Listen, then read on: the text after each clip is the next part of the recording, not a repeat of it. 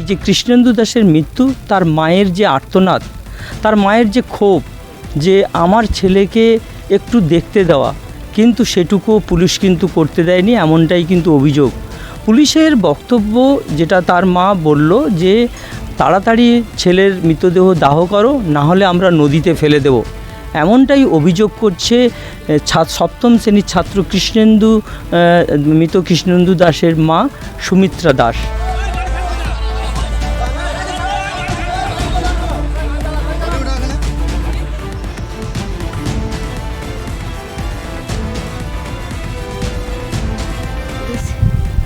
বলেছিল যে সন্তানকে এখানে বেশিক্ষণ রাখা যাবে না, নিয়ে চলে যাও, নাহলে আমরা সন্তান নিয়ে নদীর জলে ভাসিয়ে দেবো, নাহলে মর্গে নিয়ে চলে যাবো।